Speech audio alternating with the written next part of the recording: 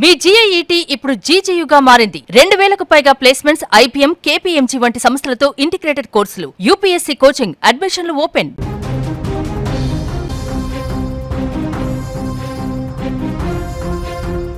రంగారెడ్డి జిల్లా శంషాబాద్ మండలం బహదూర్గూడలో నిన్న తీవ్ర ఉద్రిక్తత చోటు చేసుకుంది. ప్రస్తుతం ఇంకా అక్కడ ఉద్రిక్త వాతావరణం అయితే కొనసాగుతుంది. పోలీసులు రైతుల మధ్య వాగ్వాదం తీవ్ర ఉద్రిక్తతకు దారితీసింది. అయితే గత కొన్ని రోజులుగా బహదూర్గూడ నిరసనలతో హోరెత్తిపోతోంది. బుల్లెట్ రైలు ప్రాజెక్టు కారణంగా ఇక్కడ ఆందోళనలు జరుగుతున్నాయి. ఈ ఆందోళనలు ఎంతవరకు వెళ్ళాయంటే ఏకంగా పోలీసులపైనే కారం చల్లి కుర్చీలు విసిరిగొట్టేంత దూరం వెళ్ళాయి. ఈ పరిణామాలతో బహదూర్గూడలో ఉద్రిక్తతలు తలెత్తాయి. పోలీసులు భారీ సంఖ్యలో ఇప్పుడు అక్కడ మోహరించాల్సి వచ్చింది. అసలు ఈ గొడవకు కారణం ఏమిటనే దాని గురించి ఒకసారి తెలుసుకుంటే, బహదూర్గూడలో బుల్లెట్ ట్రైన్ ప్రాజెక్టు కోసం ప్రభుత్వం భూసేకరణ చేపట్టాలని నిర్ణయించింది. అయితే స్థానిక రైతులు దీనిపైన అభ్యంతరం వ్యక్తం చేస్తున్నారు. తమ భూములు బలవంతంగా లాక్కోవద్దని, మార్కెట్కు విలువకు అనుగుణంగా పరిహారం, భూమికి బదులు భూమి వంటి అంశాలపై ముందుగానే స్పష్టమైన హామీ ఇవ్వాలని డిమాండ్ చేస్తున్నారు. ఈ డిమాండ్లతోనే గత వారం రోజులుగా అక్కడి రైతులు ఆందోళన, నిరసన కార్యక్రమాలు చేపడుతున్నారు.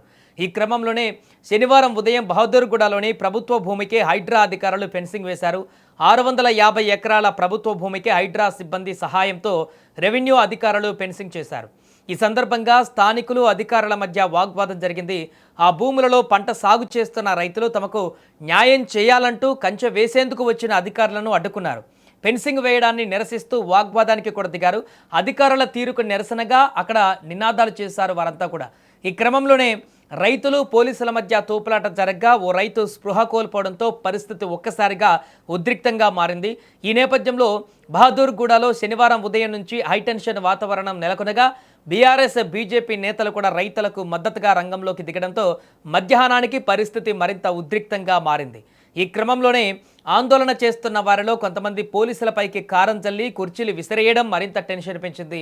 ఆందోళనకారులు కారం చల్లడంతో డీసీసీ యోగేష్ గౌతమ్తో సహా పలువురు సీఐలు కళ్ళల్లో కారం పడి ఇబ్బందులు పడ్డారు. అనంతరం రైతులకు మద్దతిస్తున్నటువంటి నాయకులను పోలీసులు అరెస్టు చేశారు. ఈ పరిస్థితిని ఎదుర్కొనేందుకు డీసీపీ యోగేష్ గౌతమ్ రంగంలోకి దిగారు. రైతులకు నచ్చజెప్పేటువంటి ప్రయత్నం చేస్తూ చర్చలు జరిపిన తర్వాతే తుది నిర్ణయం తీసుకుంటామని స్పష్టం చేశారు. రైతుల అనుమతి లేకుండా ఎలాంటి బలవంతపు చర్యలు తీసుకోబోమని హామీ ఇచ్చారు. అయితే రైతులు వెనక్కి తగ్గలేదు. వారు నిరసన కొనసాగిస్తామని స్పష్టం చేశారు. ఈ ఘటనలు బుల్లెట్ ట్రైన్ ప్రాజెక్టు కోసం భూముల స్వాధీన ప్రక్రియను మరింత కష్టతరంగా మారుస్తున్నాయి. ఆందోళన చేస్తున్నటువంటి రైతులు వారి యొక్క భూములపైన ఉన్న హక్కులపైన ఉన్న ఆందోళన ప్రభుత్వానికి, అధికారులు, రైతులకు మధ్య ఉన్న సంబంధాలను మరింత కష్టతరంగా మార్చాయి. ఇక ప్రస్తుతము అక్కడ పరిస్థితి అదుపులోనే ఉన్న రైతులు ఆందోళన మాత్రం కొనసాగిస్తున్నారు. అయితే ఏ క్షణం ఏం జరుగుతుందో అనేటువంటి నేపథ్యంలో పోలీసులు మాత్రం ఇప్పటికే భారీగా అక్కడ మోహరించారు.